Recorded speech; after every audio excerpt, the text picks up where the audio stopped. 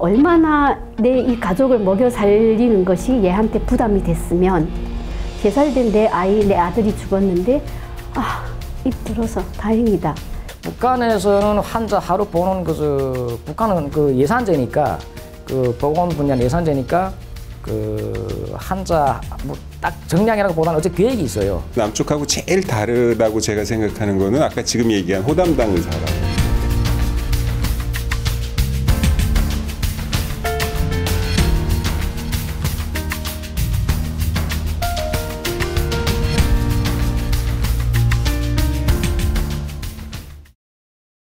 최근에도 일관되게 이제 나오는 얘기는 이제 전염병, 감염병과 예방접종 부분이에요. 그래서 이제 백시네이션, 그러니까 예방접종 부분은 밤에까지 쫓아와서 놓는다 이런 얘기들을 이제 최근에 하시는 분들도 하고 있는 거죠. 그래서 예방접종을 집에까지 쫓아가지고 놓는 거죠. 전염병 차원에서는 제가 간단한 얘기를 해드리면 2006년도 11월 달부터 2007년도 4월 달까지 북한 전역에서 그 비상방역 대책위원회가 나와가지고 처음에는 성홍열이라 했어요.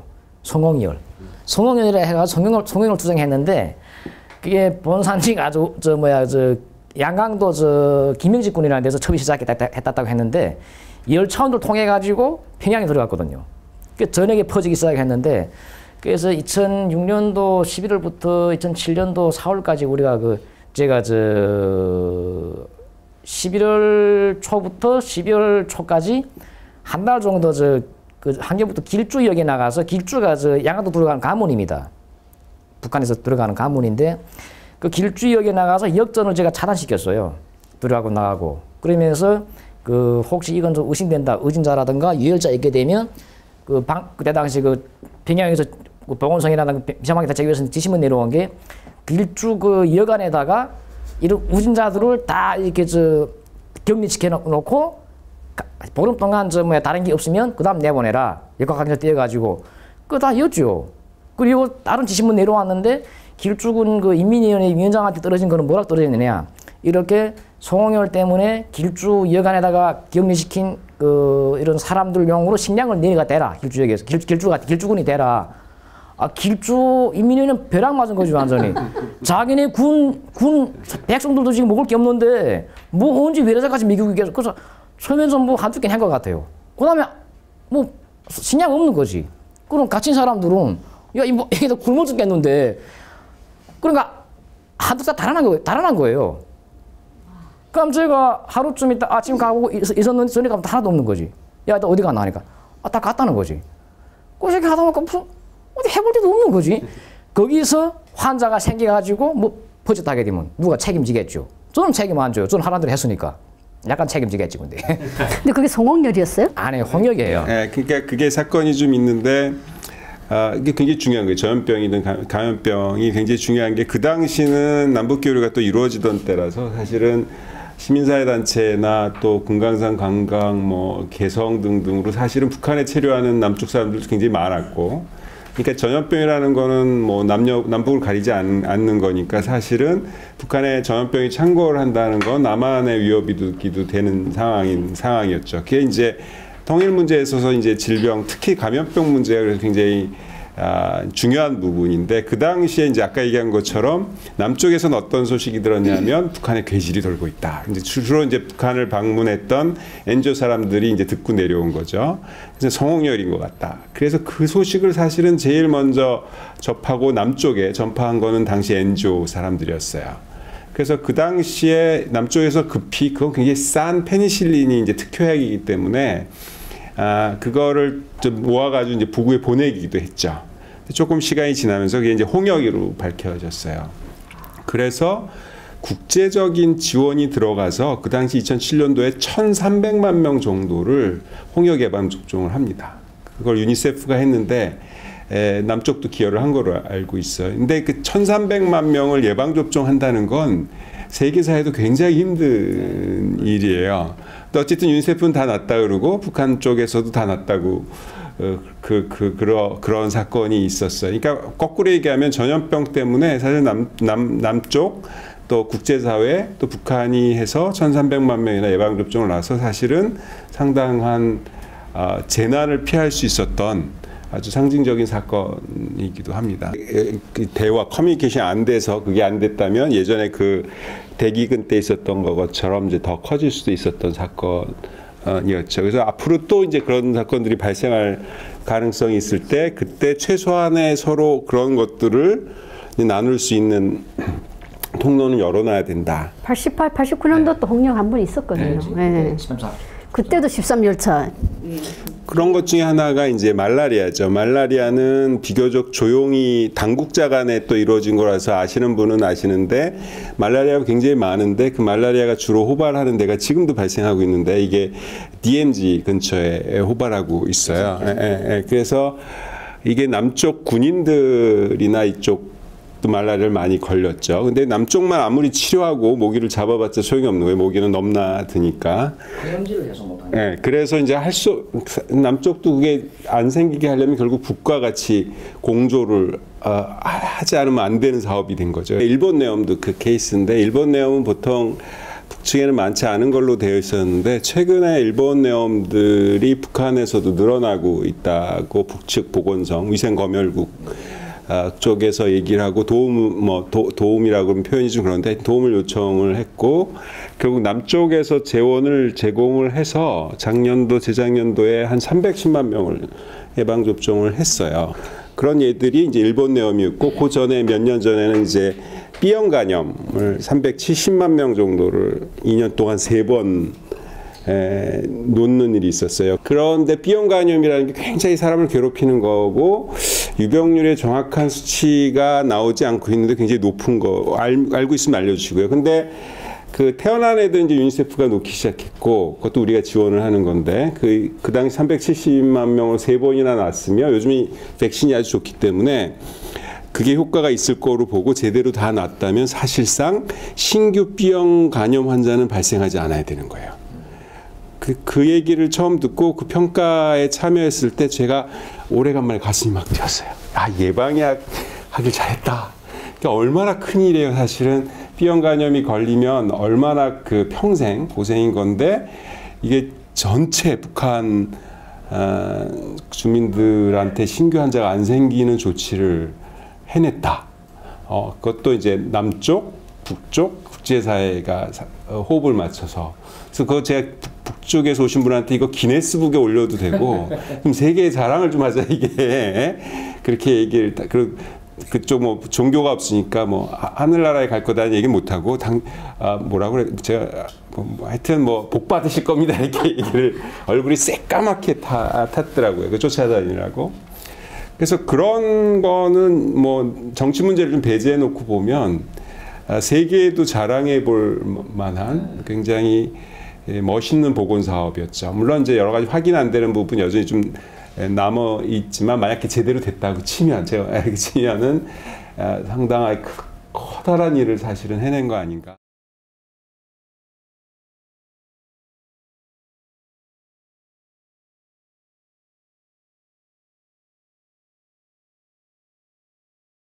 그러면은 여전히 그 링거병도 없어서 뭐 알코올솜이 없어서 목화솜도 이제는 알코올솜 없는 정도는 그런 사람은 없어요. 예, 없고 그 중국계 만들어가지고 그러니까 북한의 시장에는 없는 게 없습니다.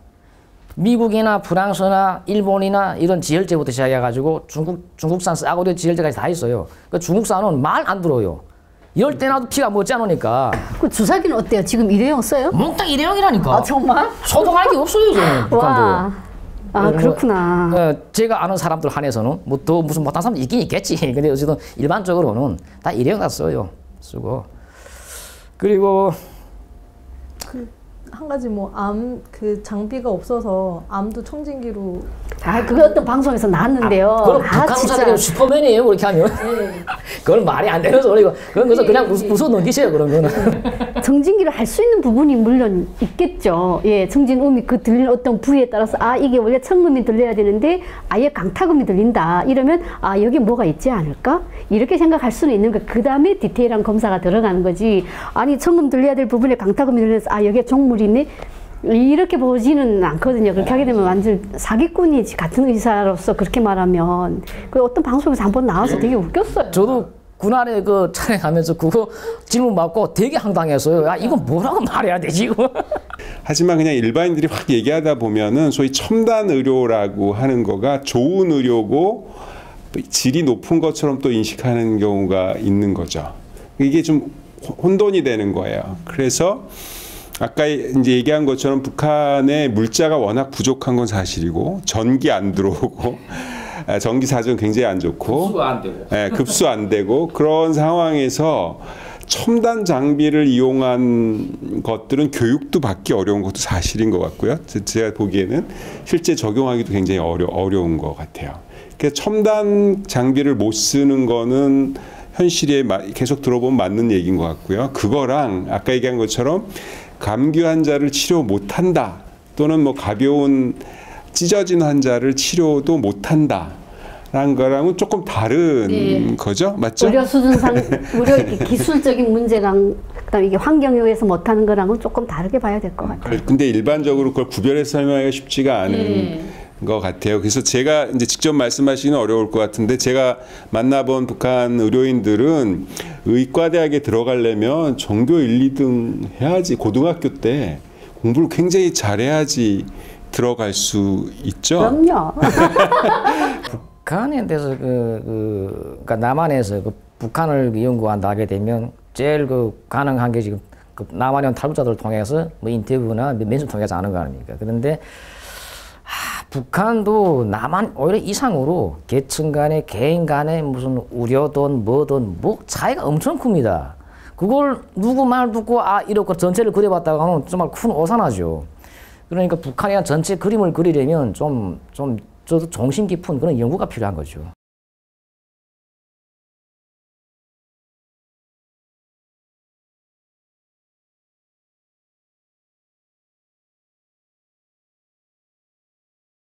선생님한테 들었던 인상적인 것은 침 길이가 이제 북한은 굉장히 길고 두껍다. 남쪽에 비해서. 남쪽은 가늘고 짧고. 그게 우리가 분단 몇십 년 만에 사실은 뿌리가 같았던 한의학인데 몇십 년 만에 이 침 길이와 굵기가 달라지는 차이가 생긴 게 제가 부차적이라고 말씀하셨지만 또 한편으로는 굉장히 인상적인 제가 또 아프다 이거는 좀 아픈 우리 환경이라고 생각하는 게 뭐냐면 북한은 군진의학 교육이라는 게 있어요. 의학에서 군사를 배워요. 예, 그 시험을 통과를 해야만 졸업시험 칠 수 있는 자격을 줘요. 그러니까 6개월 동안 군사훈련을 해요. 그 6개월 동안 군사훈련에는 저는 청진에서 14.5mm 사신고사 기관총 사정거리 24km 그걸 저는 다뤘거든요. 그것도 해야 되고 그 외에 3개월은 1차 공격 때 부상병 후송, 2차 공격 때 이런 게 있어요. 그렇게 하고 그 다음에 그 학교에서 다시 배우는 게 뭐냐면 생화학 피해 때 또는 핵무기 피해 때 이런 걸 이론 및 실습에서 군진의학이라는 학과목을 통과를 해야만 졸업시험을 칠 수 있는 자격을 줘요. 그게 학점이 크게 관계되는 건 아닌데 무조건 안 들으면 안 되는 필수인 건데 그렇게 하고 졸업하게 되면 의사한테 대대위생소장이 칭호를 줘요. 그러면 만약에 전쟁이 일어났다 하게 되면 나한테 내과 의사 1명, 외과 의사 1명, 그 다음에 간호사 5명, 단과대 11명 이렇게 배속이 돼서 나는 대대위생소장의 직무를 수행을 해야 돼요. 이게 분단이라는 것이 우리가 없다면 아마 이런 교육을 시킬까? 이런 생각이 들어서 분단이 아픈 이 역사에 함께 이 교육을 우리가 받게 되는구나. 이런 것들은 사실 역사에 좀 남아야 되는 거 아닐까? 이게 아프다. 왜 이래야 되는데? 이런 생각이 사실은 좀 들어요. 이런 게 한국엔 이런 거 안 하잖아요. 그러니까 근데 북한은 필수로 이거 하는 거예요. 그러다 보니까 점막 패는 거 3분에 패야 되고 걷어야 되고 시험 쳐도 표쪽지에 대퇴골절입니다. 이렇게 써놓으면 이 대퇴골절 환자를 내가 어떻게 해야 되나 지혈을 어디다 해야 되고 지혈 거기다는 내가 몇 분에 지혈했으니까 몇 분에 이거 지혈대를 바꿔줘야 되고 이런 것들을 내가 시험을 통과를 해야 되는 거예요. 근데 한국 학생들은 모르죠. 이거 전혀. 실탄 사격도 안 해봤을 거예요. 여자들은. 그런 것들이 이게 아픈 역사에 우리가 서 있기 때문에 이런 교육을 어쩔 수 없이 배웠구나. 이게 좀 그런 이런 아픔이 있더라고요. 통일돼도 그냥 할 거예요. 북한이 살아있다면. 미 제국주의가 지구상에 남아있는 어찐다고 하니까 그냥 할 거예요. 아마. 지금 저희가 영상을 하나 받았었는데 이게 지금 그 아동병원에 대한 한번 들고서는 선생님 혹시 아시나요? 이게 평양에 있는 거죠. 그렇겠죠. 네, 억류 아동이잖아요. 저기 열린 게 2013년 10월 10일이니까 선생님도 못 보셨을 가능성이 있을 것 같아요.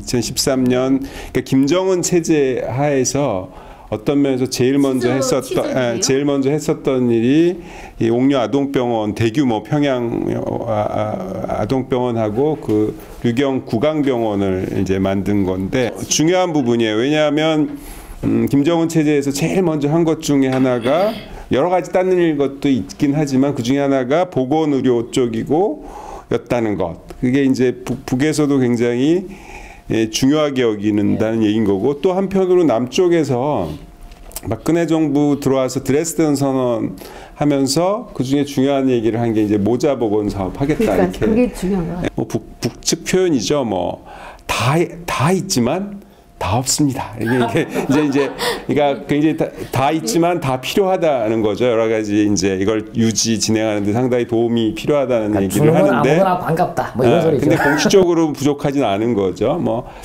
그래서 사실은 양쪽에서 좀 요 같이 협력할 수 있는 중요한 영역인데 그게 현재까지는 잘 안 되고 있는 거 오히려 정치 이슈화돼서 그게 이제 저 개인적으로 굉장히 안타까운 점이라고 생각합니다. 저는 이게 다분히 정치적이라는 생각이 사실은 많이 들어요.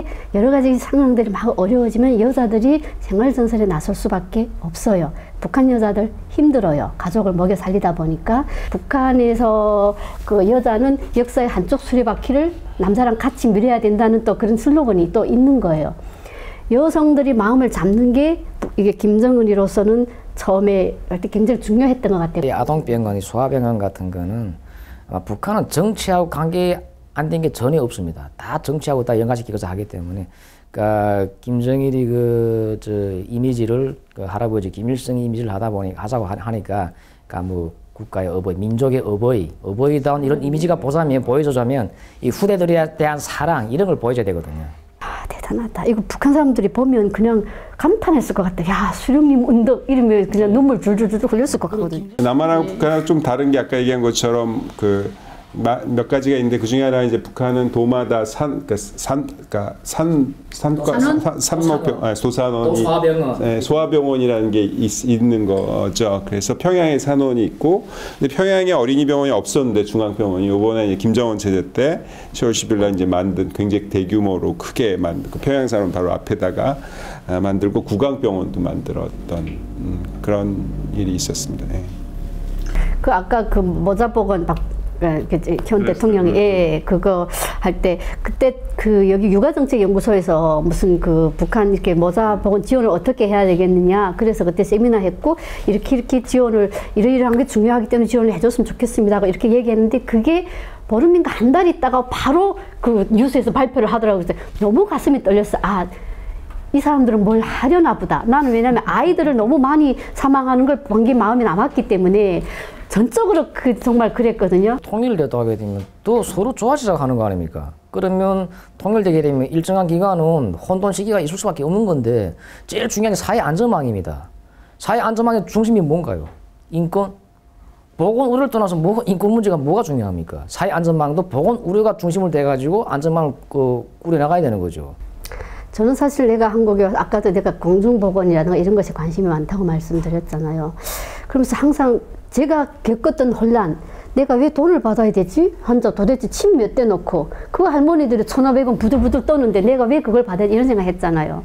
만약 경우에 통일이 된다면 북한에서 무상치료에 적응이 된 사람들한테 이제부터 돈 내요? 이럴 때 저 사람들이 어떻게 반응할까? 저는 그게 사실 굉장히 그게 제가 숙제였어요. 이걸 어떤 방법으로 해결을 해야 되지? 계속 그렇게 생각하고 이게 가장 큰 문제다. 북한 사람들 설득을 하는 게.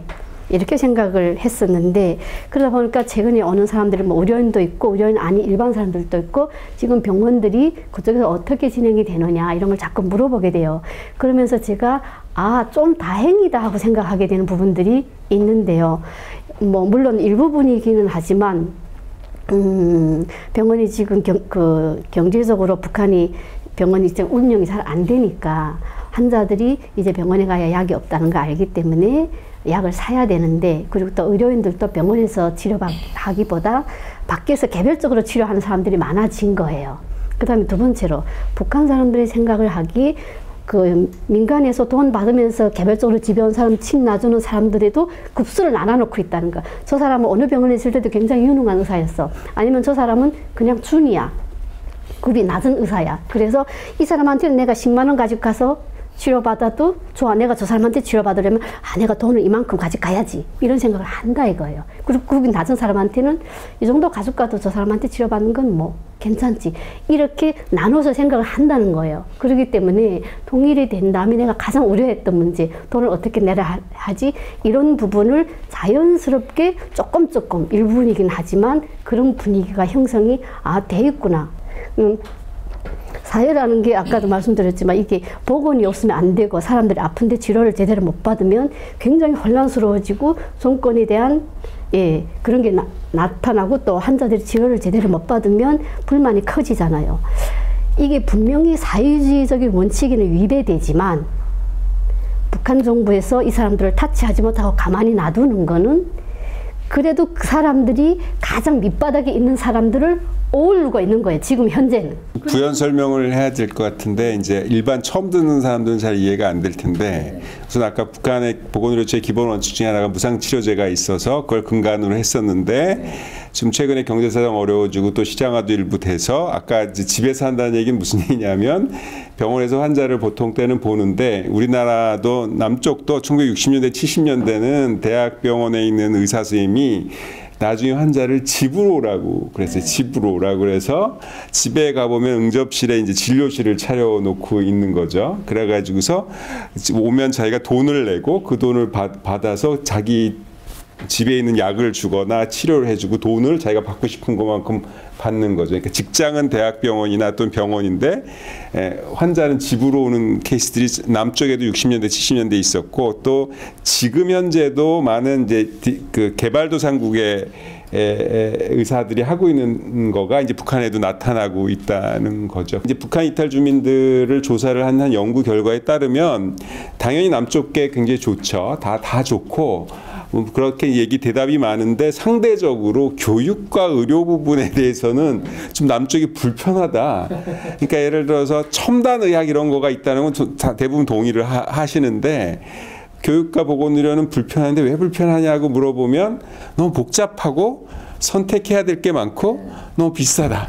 이 얘기를 해서 다른 분야랑 상대적으로 봤을 땐 보건의료랑 교육 분야에 대해서 북한 이탈 주민들이 제일 좀 힘들어하는 또 어떤 좀 덜 만족해하는 영역이 되고 있는 것도 흥미로운 조사 결과였던 것 같아요. 상당히 비싼 거예요. 돈이 너무 비싸서 북한 너무 돈이 비싸가지고 병원 치료 때문에 도로 북한 가고 싶다 이렇게 많은 사람도 제가 듣기는 했었어요. 그렇다고 뭐 실제 가고 싶다는 말은 아닌 것 같고, 그러면 비싸서 너무 불편한데 그러면 북한에서 돈 안 받을 때 막 이렇게 계속 안 받는 걸 간다면 일정한 어떤 부분에서는 좋은 부분이 분명히 있고 일반적인 사람들한테는 그게 좋은 부분이 당연히 있다고 생각을 해요. 근데 과연 통일이 된 다음에 우리가 완전 전반적인 완전한 무상치료를 그냥 가지고 가야 될 거냐. 지금은 거기에 대한 뭐 정답이나 해답이 좀 뭐 없는 아직은 것 같아요. 없지. 이러저러 생각을 해보는 통일이 거지. 언제 되냐? 어떻게 되냐? 도둑처럼 온다 했는데. 그때 당시 북한 상황이 어떠냐, 남한 상황이 어떠냐, 이게 변수가 너무 많기 때문에 현재는 우리가 질문들이 더 필요한 것 같아요. 과연 그때 가서 유상의료 한다게 되면 남한 돈을 받냐, 북한 돈을 받냐, 받으면 가격을 어떻게 정하냐, 북한 의사는 어디서 어디까지 그냥 그 시스템 유지시키고 남한 의사는 얼마만큼 들어갈 것이냐, 남한 의사 들어가면 인건비는 어떻게 계산할 것이냐, 이런 문제가 엄청 많기 때문에 오히려 질문들이 더 중요한 것 같습니다. 그래서 지금 그런 거 이렇게 이런 상황도 생각을 해봐야 되고 이런 상황도 생각을 해봐야 되고 이렇게 자꾸만 이렇게 말하면서 서로 쪼아봐야 되는 거겠죠. 그러니까 좀 거의 이제 결론 쪽으로 좀 가는 부분이 있는 것 같은데 이제 통일이 돼야 된다고 저는 생각을 하는데 그랬을 때 그 통일이 굉장히 그 나쁜 결과를 초래하지 않고 좋은 통일이 되려면 이 격차와 차이가 상당히 줄여진 상태에서 통일이 돼야 되고 격차가 있다 하더라도 갈등이 줄어드는 문제. 그러니까 이런 작업들이 선행돼서 격차 자체도 줄이고 차이에 대한 이해의 폭도 서로 넓히는 작업이 일정 정도 된 상태에서 통일이 돼야 그게 언제든 서로 남북 모두가 상처받지 않고 좋은 통일이 될 수 있을 것 같다. 근데 그런 부분이 이제 아주 원론적인 얘기지만 근데 그게 중요하다고 생각을 하고요. 얼마 전에 통일준비위원회에서 우리 새벽에 그 세미나가 있었는데 통일이 된 다음에 여러 가지 갈등을 줄이려면 어떻게 해야 되겠습니까? 당신이 생각하는 뭐 준비가 또 뭡니까? 진짜 답변하기 어려운 질문이긴 하지만 정말 원초적으로 그냥 생각한다면 저는 남한 사람들이 통일을 해야 된다는 생각을 우선 가지는 게 첫째일 것 같아요. 그렇게 하려면 계속 통일이라는 화두, 북한에 대한 이런 화두를 어떤 식으로든 정말 그냥 일반 사람들이 접하게 뭐 코미디라든가 아니면 그냥 뭐 토크쇼, 가벼운 토크쇼라든가 이렇게 해서라도 사람들 입에 아, 북한, 통일 계속 이런 걸 떠올리게 하는 것도 예, 그런 것도 지금 아무 준비가 없는 단계에서 그래도 자꾸 떠들어대는 것도 예, 좀 가장 기본적인 방법 중에 하나가 아닐까. 그래서 사람들이 머릿속에 뭐 어느 정도 어쩔 수 없이 저 땅은 그냥 가지고 가야 되겠네. 그러면 또 뭐 해야 될까? 이런 생각을 하게 하는 것도 상당히 중요하다고 생각하고 또한 한국에 와 있는 세터민들 굉장히 중요하다고 저는 생각을 하거든요.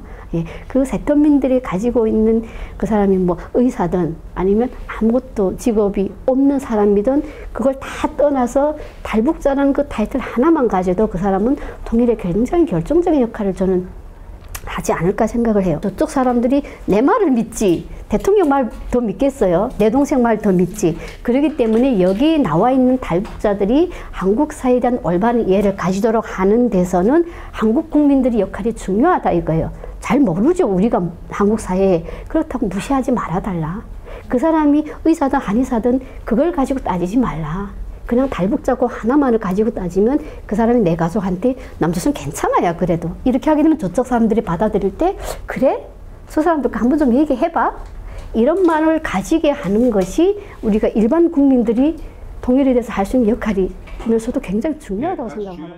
중간 역할도 할 수 있고 그런 분들이기 때문에 이런 부분들이 역할을 할 수 있도록 좀 남한 사회가 좀 시스템을 좀 만들고 지원해 주는 것도 굉장히 중요한 것 같다. 지금 아마 두 분도 굉장히 개인적인 헌신과 노력으로 이런 작업들에 관심을 갖고 공부도 하고 하시는 것 같은데 이게 개인적인 차원을 넘어서 그분들이 실질적으로 이 좋은 통일에 기여할 수 있는 역할을 할 수 있게끔 좀 지원하는 시스템이 있고 특히 보건의료에서 그런 좋은 예들을 좀 만들어내고 바깥으로는 이제 아까 남북 당국자가 뭐 이렇게 또 NGO 국제사회가 같이 한번 어린이 문제, 모자보건 문제만큼은 정말 한번 통 크게 한번 돌파구로 하는 계기가 빠른 시간 안에 한번 있었으면 좋겠다. 그리고 아까 신 교수님 말씀하신 것처럼 이렇게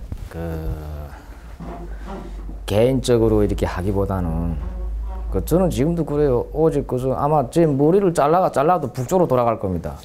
그만큼 북한의 체제는 원한이 깊고 북한 주민들은 그만큼 정이 있는 거죠. 제 친구들이고 이웃들이고 제 가까운 사람들이니까 또 제가 지냈던 사람들이고 애정이 갈 수밖에 없는 겁니다.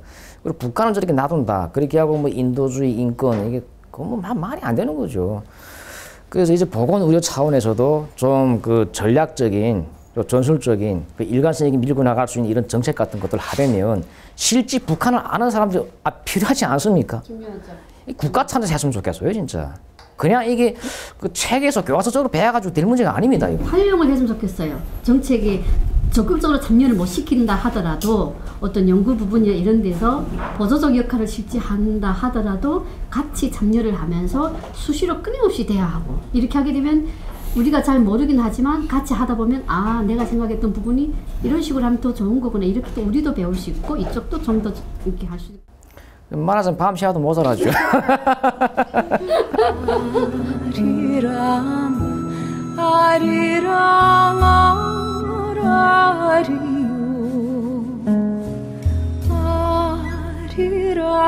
고개로 넘어간